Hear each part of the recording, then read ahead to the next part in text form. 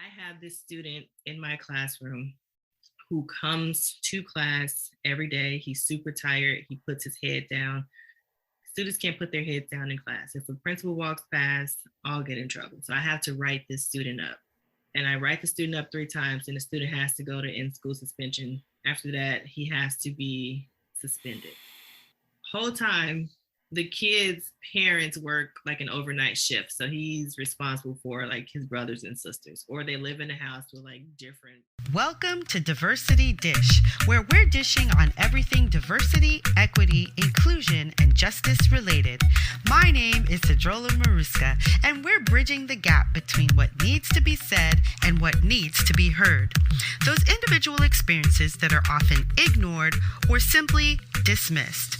Sometimes I'm dining alone, sometimes I'm dining with friends, and sometimes I'm dining a la carte. No matter how I'm dining, it promises to be delicious. Let's dig in.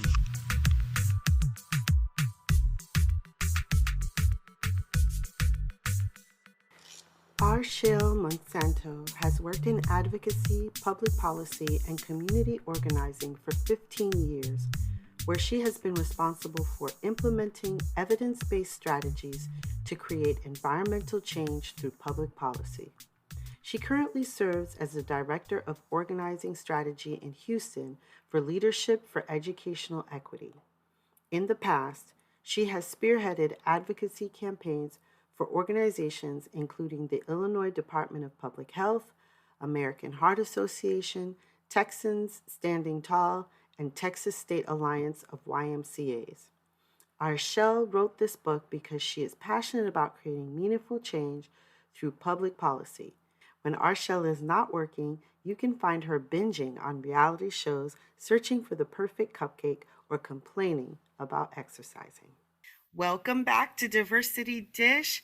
My guest today is Arshel Monsanto. Arshel, how are you? I am doing well. Thank you so much for having me on today. I'm so happy to have you. I know we've had to reschedule our talk a couple of times, so third time is a charm. Third time is a charm, yes.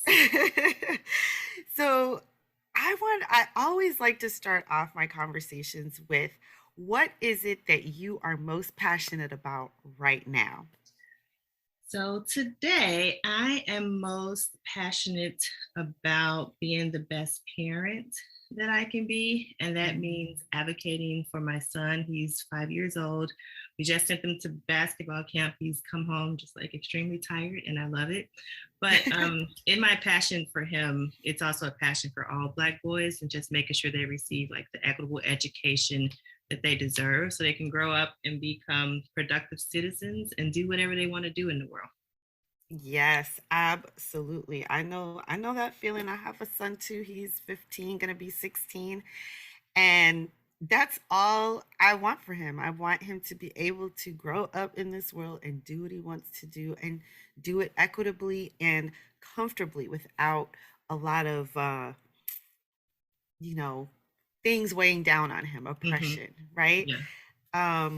And so how do you, because I think probably what you do kind of ties into that love of your son and wanting everything to be equitable. So tell us a little bit about what it is that you are putting out into the world, because I think that this is how I found you. Yes. So I worked in public policy for 15 years now. And the bulk of my career has been in the public health, public policy space. So I worked for great organizations, mostly nonprofits. And in that work, I was in charge of trying to get smoke-free policies passed. Believe it or not, in Texas, where I live, we still do not have a statewide smoke-free policy. So there are some places in certain parts of Texas you can go to a restaurant and still request a smoking section. So tobacco prevention, youth obesity prevention. And then about 3 years ago, I shifted to the public education space. And in that, I learned about some things that I had just been extremely naive to. And that one thing that's just like popping into mind is school discipline. So when I was in high school, I got into trouble, got suspended, And, you know, it happened. I put Mm-hmm. it behind me, never told anybody about it. I mean, the people that were there, they knew, but like Mm-hmm. as I grew up and as I evolved, it was always something that I was extremely ashamed of because I should have made better decisions. Now I was statistic, blah, blah, blah. So I put that behind me and just moved forward and went on with my life. But then after I had my son, I learned about the school to prison pipeline and how Black and brown males in particular, followed by like the girls, and then students that are like low income or with a disability have a higher propensity of being suspended from schools. And when kids are suspended, they are not learning. So we see these really big gaps in reading and math, and we're like, oh, we have to close these achievement gaps, but we're not looking at the source of the problem, which oftentimes can be exclusionary discipline, taking a kid out of the classroom. Also, in that, students are arrested. So I think I just spoke a little bit about the school to prison pipeline. And in that work, a lot of times kids' first interaction with the police is at school. Sometimes teachers don't have the resources to manage their classes. They call on police. And I found in my research in the book that I wrote, which is called Kids in Cuffs, Striving for Equity and Empathy in Education. It's a really good book. I would highly recommend. But I do share just like different data points that shows just how this cycle is just so like deeply rooted. And it's going to take all of us like as parents to, number one, be informed about what's going on. Don't just think it's a one-off. Don't let people tell you, oh, your son is misbehaving or your daughter's talking back, when they're just advocating for themselves. When they're asking questions. Teachers may get annoyed by kids and they consider that to be offensive, and you can get suspended for that. There's data that shows students with like dreadlocks or girls that want to wear weaves or extensions violates the dress code. So as parents, like, we need to know what's going on. That's number one. And I know in many school districts at the beginning of the school year, they send you this, I don't know, 30, 40 page code of conduct. And you like check the box, I read it, and you probably haven't read it. I read it because I did research. But before that, I've never read that. And I'm sure my mother, who has 4 kids, hasn't read it either. But being informed. And then number two, advocating for your child, like talking to the parent, making yourself known to the teachers and the elected leaders, and then being involved in the school if you have capacity. I know people have multiple kids and many jobs and different things, but figure out like how you can get involved. Is it the PTA? Is it showing up at the classroom once a month for an hour? Many different things. But that's kind of like what I've been putting out there that just really ignites my passion every day as a parent. Yeah. Wow. You just said so much. Yeah, I talk a lot. No. It's just a whole lot of great information that could actually, we could unpack so many different aspects of what you just said. I want to go back to where you talked about how we look at the pipeline to prison, but we don't think about how it starts right in school with kids being pretty much targeted. And it may not be intentional, but the impact is great. Yeah. And this is what I try to explain to people. A teacher may say, well, I didn't intend for them to be arrested, or I didn't intend for them to be suspended. I just needed some help in the classroom. But the impact to that student is that they were arrested, they were suspended, they were taken out of the classroom. And like you said, for advocating for themselves, right? One of the things that I find is that we tend to be a lot more passionate when we're speaking. Our kids tend to be more passionate when they're speaking. Yeah. And the receiver of that may take it differently and therefore feel threatened or feel as though it is intended as harm towards them. And then they now want to, call the police, call security, and do things of that nature. Have you thought about the different ways that we communicate that can contribute to this pipeline? Yes, so that's a really good point, and I do want to touch on some things that you said. So one of the things I think I heard is that teachers may not have intention of the student getting arrested when they call the police in, but it is a police officer's job to enforce the law. So if you call the police into a situation, you need to know like what those ramifications are. I've never served in a classroom, so let me be crystal clear about that. I have one son whose personality I know, so it's easier for me to navigate that. And I know with teachers, sometimes our classrooms have like up to 30 kids. So you're dealing with 30 different personalities.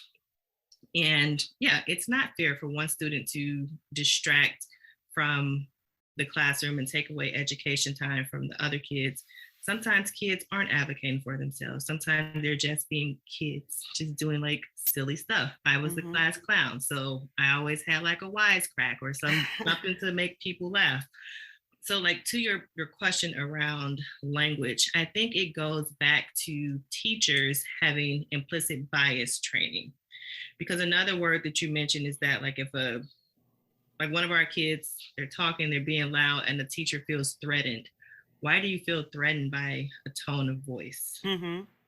Why do you feel threatened by that? And that goes back to implicit bias training. You may feel threatened because your perception of Black kids is that they're all bad, they're all dangerous. And if they're yelling, the next thing is they're going to become violent. So like while it's up to us to put these teachers on notice, I do also think it's up to like school leaders to make sure that teachers have the training to work with the populations that they're serving. If you look at data for public schools in the US, it's about 80% white. Of that 80%, they're mostly white women. So we're talking about a very small percentage of teachers of color. I'm not even talking about Black teachers. I'm talking about teachers of color. And in that subset, Black male teachers make up about 2%. So think about how that could change if you have a Black male teacher and they're like Black male students in the classroom. If the kid says something, I mean, I don't know what the kids are saying these days, but if they say something that's like out of pocket, this Black man can relate because this is the vocabulary that he is used to. Like he may have grown up in this space, or he knows like, oh, this kid isn't serious. He's just trying to be funny, because he has that awareness of the population that he's serving. And oftentimes, like sometimes teachers don't have it. They just don't have it. And as a result, it manifests in our children. One of the data points in my book, you have to get the book to get the exact data point, but one of the things in there is that there was research that shows if there is a white teacher and there's a Black student that has done something or not, the teacher perceives him to be guilty of whatever that thing may be, and are more likely to punish that Black student for the same offense as if a white student did it. And then on top of that, they want the maximum punishment for whatever that offense is. That's not me. That's not my opinion. That's research. That's the data point. Yeah. Yeah, it's very interesting because I've also heard that this happens in workplaces, right? In workplaces, people are more likely to let go if they are Black or of color than if they are white. They aren't given the same grace. And it translates to every industry. It translates to everything. We can see it in the justice system, right? We know how people are treated if they're Black or from any marginalized community versus if they are white. We know this, right? We know the language that is used if the perpetrator, it happens to be a Black person or a Latina person versus if the perpetrator is a white person. Sometimes we don't even need to see pictures. We read the copy and we're like, oh, okay, the perpetrator is white, right? Because the language that is often used around different races, right? If you are part of this race, then this is the language we're going to use. If you're part of this is the language we're going to use, just so that people and it's ingrained. It's kind of gets ingrained in us. It goes across everything, but the fact that it begins so early in school is the thing that is really perplexing and very difficult. So you just mentioned a statistic that was it 80% of teachers are white female? White. White. Yeah. And most of those are female. Yes. Yes. I know I've read that a lot of this has to do with the busing of students from Black communities into white communities, which completely destroyed the schools in the Black communities, whereas the teachers in those communities were predominantly Black women. So when I talk about the cost of racism, these are all the things that I'm talking about. The things that have been removed or taken away. Another industry that has been impacted in that same way is the doula industry. Yeah. Right? Doulas were mostly Black women because, white women didn't want to deal with that, or, it was the enslaved women that would go in and help these white women have these babies. Then the medical industry said, you can't do that. We're taking that away, and took away a whole industry for Black women. So we're not talking about something that just started or just happening. We're talking about stuff that can be seen historically and proven historically as we go through. Yes. And so, you started off by saying, that some of these things that you were oblivious to. You're not alone. We are socialized to be that way. We're socialized not to see what's happening, because the more we dig into the history of things, the more obvious certain things become. Yeah. And the more uncomfortable it becomes for, a certain sector of the population, right? It's like, oh my God, how could this be? Well, this is how it can be, right? So as we look forward, I mean, you also said, used a word that was really interesting. It was like exclusionary discipline, right? Exclusionary discipline. That's something that I have not heard before, but that, resonated very quickly. I was like, oh yes, exclusionary discipline. Can you talk a little bit more about that, and talk a little bit more about how you're advocating, within what you're doing and for your son in all of this? Yes. So exclusionary discipline, it's actually like a simple term that, just like you, I didn't even have a vocabulary for. What is that? Yeah. But it's essentially what we're talking about. When kids are suspended and taken out of their normal classroom. So that means you're suspended and you go home, or you have in-school suspension where you're in the class with a bunch of other kids, different ages, and there's just an adult there. And if you know the material that you're supposed to be doing in your class, then you're responsible for that. But no one's responsible for teaching that to you. And your teacher isn't responsible for bringing you up to speed. So that's exclusionary discipline, just excluding the kid from his or her normal academic activities. The second part of the question was like, what am I doing? Yeah, how are you advocating right now? I know that you've written this book, but how are you advocating within your community for your son in, in the school system, or even at large, like making the information like widely available. Putting it out there. So that's a good question. Again, like my son he's 5. But what does that mean? It means nothing. Because there's research that shows that suspensions for kids start as early as in preschool. So we're talking about 4-year-olds, and a prime example, I don't know, like when your kids were babies, like back in the day, if they were talking in class or doing whatever 3 and 5-year-olds do, eating dirt, pulling someone's hair, like walking too close to a kid, they may go to timeout. So all the kids are in a circle and your kid is over in the corner. That's exclusionary discipline. They are being excluded from their normal activities. And some places go a step further and say, oh, your kid can't come back for 2 days.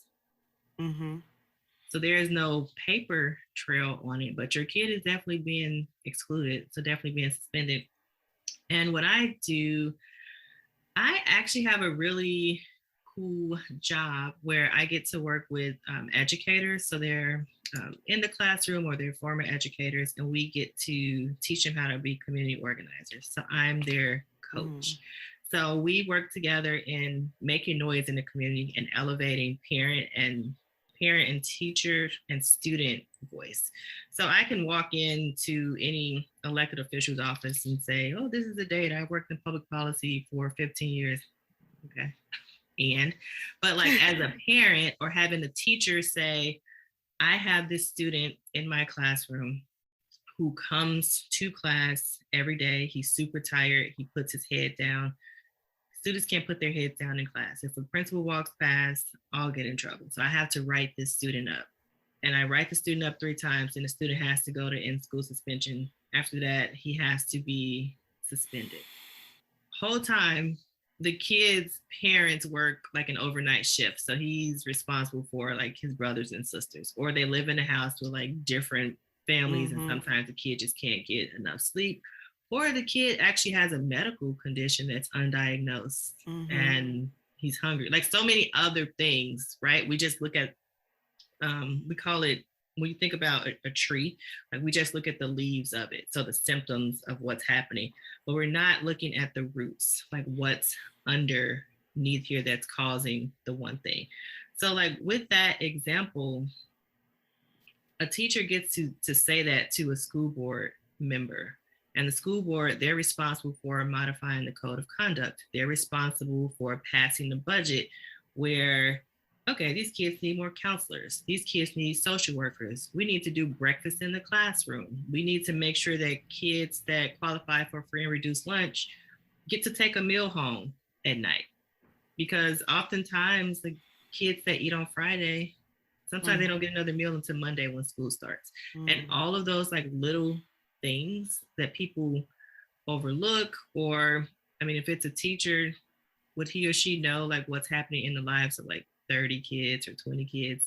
Right. No, like that's about building a relationship with the students and figuring that out. But it's so many other things that are happening. So I get the opportunity to like really coach our civic leaders on how to navigate change, how to look within the system and figure out like, who's the person, what do we want changed? Who's the person that can give us that change? How do we build power? So you're telling me, like my nephew, my husband's nephew, had gotten into trouble, like almost got expelled from school because he was late every morning. But he was late because the school bus was late picking him up, therefore late dropping him off. So like these like little things we need to be mindful of, and I get to teach folks how to do that. So on the local level with their school board leaders, and sometimes depending on like the city you live, it may be your city council. You may not have like a board of trustees for the school district. You may have a city council, and the mayor makes decisions on behalf of education, or it may be your state reps. Or like at the Capitol, they serve in the public education committee, or even a step further, like Congress, who's responsible for the funding of education and whatnot. Right. So you bring up a very good point. That is really important for people to vote in their local elections. Yeah, because I honestly, I would rather you vote. If I had to choose, I'd rather you vote for your school board member than a president, because by the time a president policy trickles down to you, like another person is going to be in office. But this decision that the school board member makes, it's going to impact you right here, right now. And guess what? Your property taxes are going to that school district. And if you're like, well, I don't own a house, I rent, that money that you pay to rent goes to the owner who pays property taxes You probably don't live in that community, but you live in that community. Right. Yes, absolutely. That is something that we definitely need to be more aware of, is that even if you're renting in a community and you don't have kids, or you're you're still paying taxes Mm-hmm. through the person who owns, and it's still impacting you. So if you're not advocating within that community, then you're missing an opportunity, right? If you're not Yeah. voting in that community, you're still missing an opportunity to make change, and not just for you, but for the whole community, for the kids that are there, and all of that, for sure. Yeah. So it's like, yeah, vote for school board, vote for local Look, vote and run. Like, why not and run? run. Yeah. I think a lot of people don't run. I mean, I haven't run, but I think, and I can speak for myself. Like for me, I always feel like, oh my goodness, it's going to be so much extra work for me to run, to be in politics. Like Yeah. politics is like a dirty word almost, right? Yeah. But I think the world has evolved a Mhm. lot. I will say that. And there are like tons of organizations that are in support of like women of color running, Black women Mhm. running. They will help you do everything. So I actually work for one of those organizations. And if you're a member of our organization and you express an interest in running Mhm. for office, we hook you up. Like we show Mhm. you how to campaign. We let people know that these are opportunities for you to volunteer. We help do the fundraising. So it is an initial heavy lift, but I feel like the skills that you acquire, the fortitude that you build, just trying to run for office, knocking on those doors, getting rejection, getting people that are excited. Like if you were to call me and you told me you were running for office, I would be like, that's awesome. Like, what do you need? Like, Right. can I do your website? I got $10. Can I give you $10 a month through your campaign? So there Mhm. are people that want to support you, especially people Mhm. that look like you, because they need that change. We've Mhm. seen who's been at the helm since the inception of this country, and it's just not working. And Mhm. it's not working because it's not working. It's not working because it wasn't designed to work for us. So there's no Right. like fixing, like you got to rebuild. Like you have to come up with like a whole new thing. And to do that, you need people like you or even me who could do the work, right? Right, right. Yeah, I've said many times, I said, especially when you're looking at the workplace, it was never meant for diversity. This new buzzword, diversity. It was never meant for diversity. It was meant for a specific demographic of the population. Yeah. And it has never veered from that. And so now, as we try to make workplaces, even schools, more equitable and more inclusive, we are working within parameters that were never designed for that. Mm-hmm. And so, like you said, you have to start differently, which is why I feel it's so important for entrepreneurs and small business owners to be the champions here, because they are the smaller businesses. They are the ones that can say, no, we're going to do it differently. And this is how we're going to do it. And create a momentum for everyone to kind of Yeah. go, oh, why are they succeeding so much? Because their workplace is now not designed for the traditional demographic. It's designed for the demographic that actually exists Mm-hmm. in our society, which is a demographic that is very diverse. When you're talking about gender, you're talking about race, you're talking about um, ability. You're just talking about all sorts of diversity this society has. So we need to include them and make it equitable for all people, so that all people can succeed. Because just because you think someone can't succeed because they are different than you in some way, shape, or form does not mean that it is true. Yeah. it means that you are excluding them based on your bias, Yeah. right? And I think like one way that we start to chip away at that is through empathy, like walking in a Yes. person's shoes. And one example that, like, as you were talking, that came to mind when my son was like in a stroller. I remember like, oh, we're gonna go to the mall. So I was like still on maternity leave, but you know, like how you have to just like get out the house and try to find like that sense of Yes. normalcy. So I lived in Austin at the time. It's really nice, just like outdoor mall. Like, we're gonna go to the mall. I'm gonna do whatever. And I just remember like pushing his stroller, and some of the streets had like the truncated walkways or like the curb cuts where you could just roll up, and some of them I'm Right. like random folks will like come and like lift the bottom of the stroller to like get it on the sidewalk.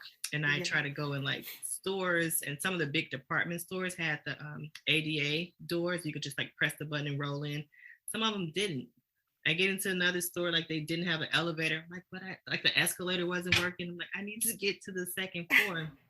And I'm like, damn, like this is shitty. And this is just like me going to the mall. Like, have y'all not thought about like the different populations that aren't ambulatory? Like they don't walk. Yeah. Like, they spend money. Like, why are we not making this work for them? And like prior to me being in that space, I never thought about it. Yes. I can walk up a curb, I can open a door. Like it was literally mind blowing. Yes. And I think like once we understand like the obstacles that other people face, like we can work together to design something that works for everybody. And even like fixing the doors, or I mean, by law, they're supposed to have automatic doors. Like it won't just benefit that one population. It'll benefit the people that have baby strollers, or someone that sprained their ankle playing football and now they need a little assistance for the next couple months while they rebound. So when we build with inclusivity in mind, it opens a world of just opportunities for everybody, every single one. Absolutely. Which is why I don't understand why people are so just like anti-evolving and, oh, we don't want to learn about race. We don't want to talk about racism. Why don't we talk about it, call a spade, and fix it? Like we don't have to have like this long drawn out conversation, but you said it early on. There's data, there's history, there's research. It's all there. Now let's solve it. Like let's solve it. Yeah. I think when we talk, so, and this is why I think that diversity has become a buzzword. When we talk about diversity, people feel more comfortable because then they can say, oh, well, we're talking about women, or we're talking about marginalized communities. We're talking about people with disabilities. We're talking about people with different genders. We're talking about all these things. But when we would bring race into it, and we have to, there are many times that we have to bring race into it because there's also a hierarchy in that conversation. The number one beneficiaries of any diversity program in most companies are white women. Yes. So when a company says they have diversity, chances are that's what they're looking at. Mm-hmm. But we have white women on our leadership team. We have white women in here. That wasn't the point of diversity. Same as affirmative action. Mm-hmm. The number one beneficiaries of affirmative action are white women. It was not designed to be that. Right? The same with food stamps, but yes, we were labeled the welfare queens. Yes, but the number one beneficiaries of any of those social programs are white women. And so that is why when you said, what we need is empathy, what we need is for people to walk in other people's shoes to see how it affects them. That's so important.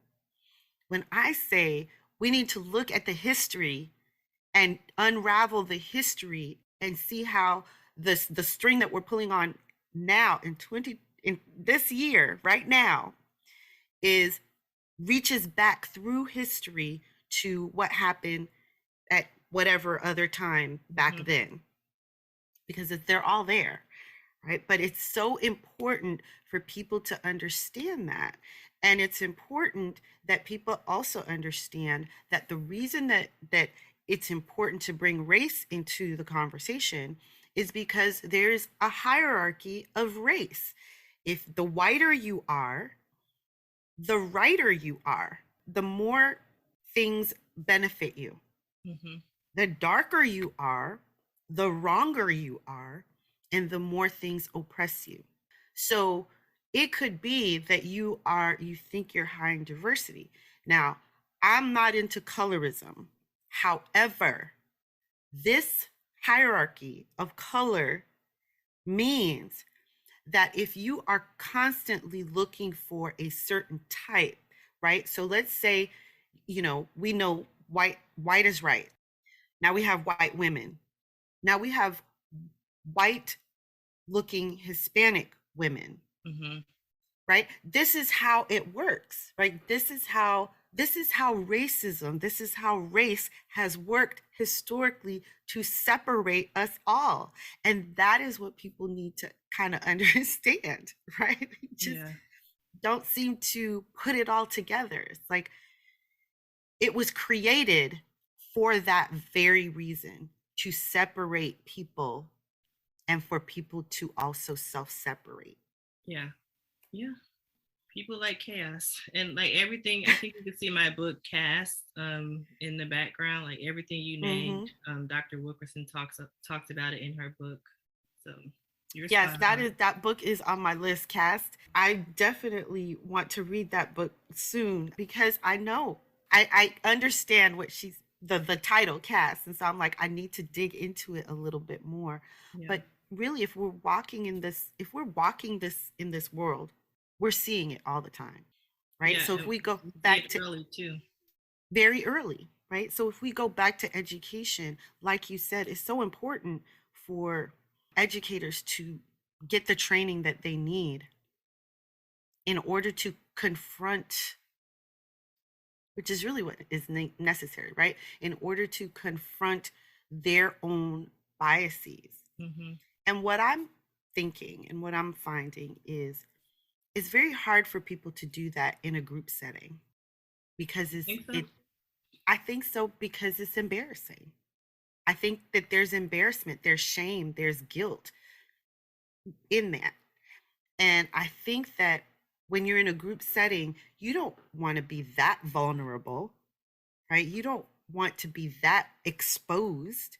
And so the defense mechanisms will always kick in because now you don't know how safe you are in an environment where you're learning this. It's kicking things up for you, but you don't know if everybody is kicking up the same thing for everybody else, and if it's okay to speak up, and if it's okay to really ask questions. So I think that there has to be a way to help people learn certain things Yeah. one-on-one or privately, and then come into a group setting where you've already kind of dealt with the initial, you know what I mean? Yeah. I think that's a good point, and I think it's valid. I would say, like, to the second part of your statement, that introspective work needs to start with you, right? Yes. I don't We may not have capacity to do one-on-one, but you can read Casts, you can read my book Kids and Cuffs, Yeah. you can, like, there's things that you can do. But to the first point, I think that in the group setting, it really depends on the facilitator. Like, number one, That's true. all That's of true. us are racist. We all have bias. And if Mhm. anyone is up there saying they don't have a racist bone in their body, they're delusional. And Mhm. I think that with great facilitation, if that person names that and you establish ground rules where people can feel safe and they model some of the challenges that they faced, like in Mhm. relation to what they're talking about, then it'll give people the opportunity to shed those layers. It's not going to feel good, and I think that's part of the It's problem. never gonna feel good. White people are too um Vested in feeling good and and feeling being, comfortable. yeah, yeah.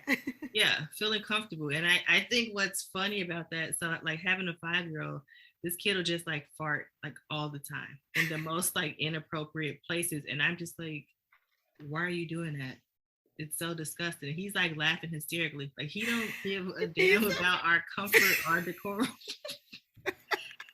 You could be talking to President Obama or Michelle Obama, he'll just fart and that'll be it. Like, and I think that we need to like lavish in being uncomfortable. Like that's the only way that you grow. And now he does it so much, I'm just like, whatever. Like, I don't even care. And we can get there like with challenging racism. Like we have to get uncomfortable a couple times before we get it right. We absolutely do. Yeah.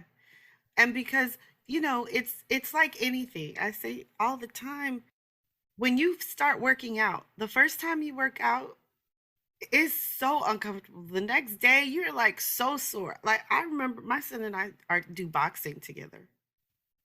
The first time we went, after we went the first time, the next day we were both walking around here like we were like like oh my god, like what happened, right? Like it was so painful.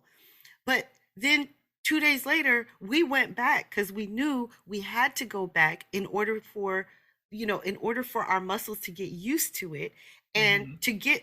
to really kind of get rid of the pain, right? So we had to go back. It wasn't comfortable, but we had to go back.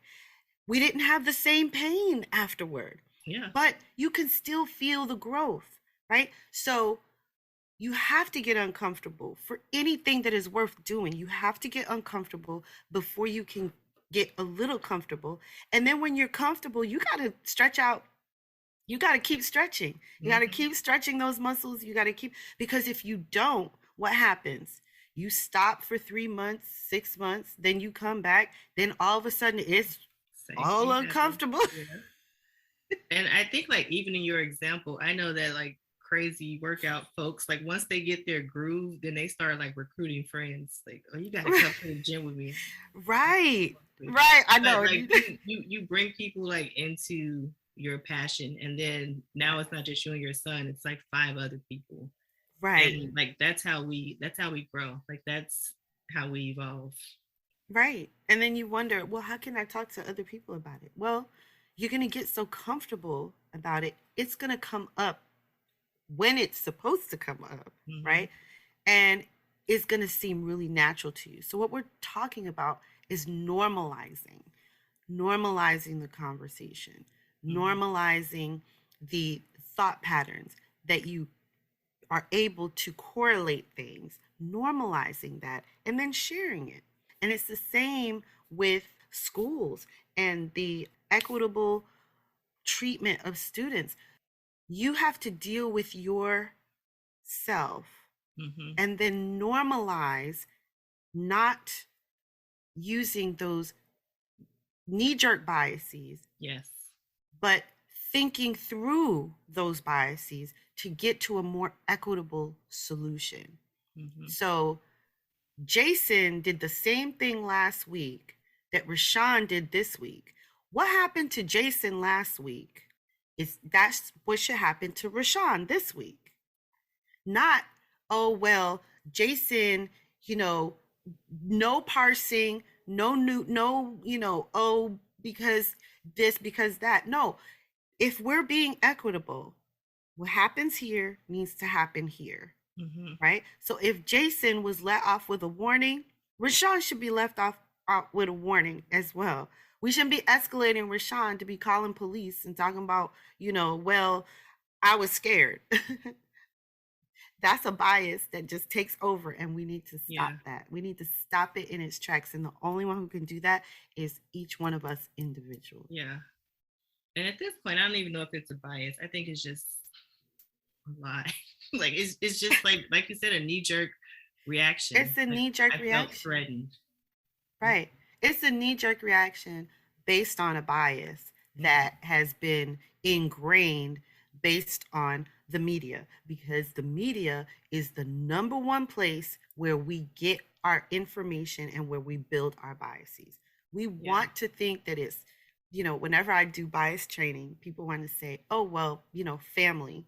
No, family, friends, not media is the number one place that we get them. So if you're dealing with media, vary the media that you watch.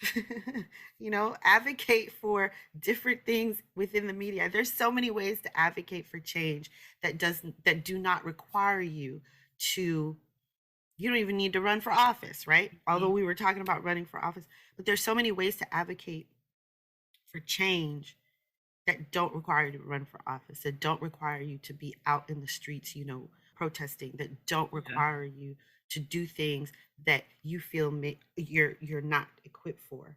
There are other ways. That is a great point. You make a really like phenomenal point because I do think that like we all have different personalities. I am very much an introvert. You would not catch me having small talk. You would not catch me at the front of a picket line with the megaphone. Like Right. that is not me. But my contribution to the work is empathy. Like I'm a good listener. Like you can tell me your story and we can craft a plan around that. I'm a good writer. So you can tell me like this is a situation and I'm gonna write like a beautiful story that will resonate with people. Some folks are great storytellers to filmmaking. And even when you think back on like civil rights movements, Mm-hmm. right? Like you see MLK in the front, but it was so many women in the background like doing the logistics, making the meals, painting the signs. And I think like in this work of empowerment, it's important that we're playing like within our skill set. Like there may be things that you want to get better at, like oh maybe I do want to be a better public speaker. Like what does that look like? Will there be opportunities? But if cooking and baking like is your jam, like in this, contribute in a way that fulfills you. Yes. Does that, yeah. Absolutely. I think that so many people look at the work in such a macro way. They go, I don't know how I could fit in here. I don't know how I could help. And they shut down. Mm-hmm. Whereas I say, what are you passionate about? Because whatever you're passionate about, I guarantee you there is a way for you to do something in this work Yeah. with that passion. And even in that, like you have to know yourself because when you ask me that, I'm like, what answer does she want? Like, do you want to? It's I'm like, okay, well, what am I passionate about today? Like, what happened like in this moment? And yeah. sometimes we don't really know like who we are. Like we Yes. live in this world and we kind of just like get through, and we don't like. Yes. Sometimes we lose sense of self. Like our things change. Like I know for me, I've been working in public policy for 15 years, and I was just telling my husband, like, okay, I decided that I wanted to do public policy when I was 17.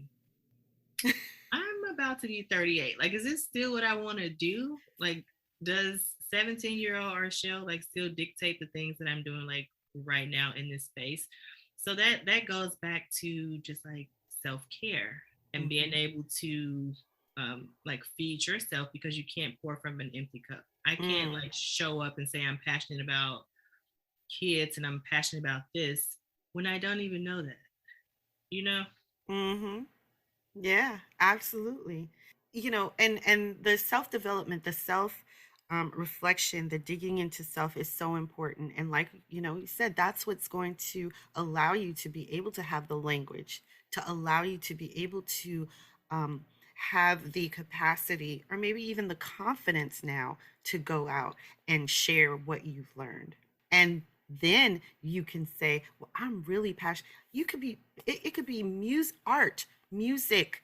I'm passionate about cleaning, getting things clean. I mean, Anything. whatever it is, you know who you are. You now know what you're passionate about. Now figure out how you can use that passion in that Absolutely. area to affect change. Because, like I said, I guarantee there is some way that you can do it. Yeah. Every industry, every profession, everything, there is a way that you can affect change in this work. But because we look at it so largely, oh well, the industry, the film industry is so racist. The music industry, the this industry, the that industry. How can we think to ourselves that we can change a whole industry? We don't. We shut down. Yeah. But But I feel like we built all industries, but that's just me. But We built but like even like as you're talking, I'm just like a shout out to you for just your podcast and the platform and the amount of people that you get to touch. One day I was going for a walk. I can't remember. It may have been like January. I was listening to one of your speakers, and it was a woman. I cannot remember her name, but she was an author, and she was just talking about the statistics around like Black women authors. And like at that time, my book was about 30 days published, and she said that there was a publishing house that took a chance on her, and they like specialize in working with like Black women and women of color. Yes, And I think people like don't understand that, right? So there are some, like, everyone has a story in them, every single person. absolutely. It doesn't have to be research driven. It could be poems. It could be a graphic novel. But like everyone has that a story inside of them. But writing a book and getting it published just seems so insurmountable. But Yeah. when I hear it from people like the woman on your podcast, that inspired me. And I have a friend who wants to write a book. I'm like, you need to listen to this podcast first before you get started. Like, I know the blueprint, like, I know how to do it. I actually went through a program. It was very expensive, but I loved it. Like, it was the development that I needed. But I want her to hear that one Yeah. story. And you share your gifts by like giving all of us the platform to do the things that we need to do. So just Yeah. like people like you like help us like realize our passion. So I appreciate that on multiple levels. Thank you. Thank you. And I think that the person that you were talking about is Naima. She Yes. wrote her book Raised as a Lie. Yes. And she Yes. she really did share so much about getting published, and because she wasn't planning on writing a book. But Yeah. here she had this amazing story, and it just poured out of her, and she was able to work with a company that helped her do it, and that was focused on trying to help Black women do their thing. So yes, well, thank you. And that's the point of this whole podcast, right? It's so that we can share the obstacles that we encounter, but also share some of the solutions that we know of or that we can find, with regard to this, right? So we were talking about what was happening in the schools, and you shared, well, and we talked about, well, if you run for office in your local, community, that is a solution. That is a something that can help. And if we help teachers get the training that they need, then maybe we can reduce the way that these things roll Mhm. out, sometimes. So I find that's why I love to do this, because I get to speak to people like you, Arshel, and I speak to Naima, and I speak to, different people all the time that have such a wealth of information that's important for people to hear and understand and Yeah. know, right? So wherever you are, get in where you fit in and Yeah, go for it. I love it. Yes. Yes. Oh, I have my friend Kevin uh, McDonald, who is the Vice President of Diversity at Virginia State University. And that's what he said. He was like, just get in where you fit in and do your thing, because that's what's needed, right? If we consider it a puzzle, you fit in one spot. Take that spot and own it. Mhm. Whatever it is. So I love that you've written a book, and I'm definitely going to put it in the show notes. Tell us the title of your book again. Kids in It's Cuffs. striving for equity and empathy in education. Striving for equity and empathy in education. I love it. So, is there anything else that we haven't talked about, but that you want to bring forth in this conversation? No, this has been great. I feel like the questions that you've asked have kind of like challenged me to like dig a little deeper. as I'm talking, I realize that some of the work that I've been doing has kind of been on autopilot for a couple years. Just, like once you've done something for a decade, but like, Mm-hmm. how do I, like, what's next? Like, what am I passionate about, Yeah. like on an even deeper level? And like, how do I tell this story? Because I'm not always like out knocking on doors and telling school board leaders what they need to do, but how do I Right. impact my locus of control, like my other parent friends, that we don't talk about that. Like, we talk about reality shows, but like maybe there's an opportunity to talk more about it and learn from them. So this has Yeah. been this has been great. Well, I'm so glad. Well, thank you so much for being here. But, before I let you go, I have to ask you the question that I ask all my guests. And that is, what is your favorite dish? Okay, I have two, because one is not a dish. The answer is Okay. popcorn. I can eat breakfast, lunch, or dinner. My husband doesn't like that because it's actually a meal that we serve around here. Popcorn. I love it. But I think lately I've really been into shrimp pasta. Just Oh, like some noodles with lemon and olive oil, some herbs and shrimp. mm. Just, I feel like it's the perfect summer meal. So good. Oh, that sounds so good right about now, for real. That is awesome. Well, thank you so much, Arshel. I'm so glad that we were finally able to connect and get this done. I wish you so much success with your book and Thank everything you. that you're doing there to advocate for students in your local community. Thank you. I appreciate you so much for sharing your platform and shining light on the world. So keep doing the phenomenal work.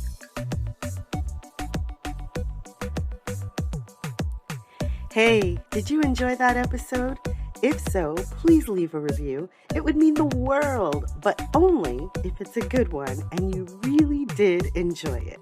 In which case, it would be awesome if you help support my work over at patreon.com/Sedruola Maruska. And finally, before you go, don't forget diversitydish.com. I'd love to work with you. See you soon.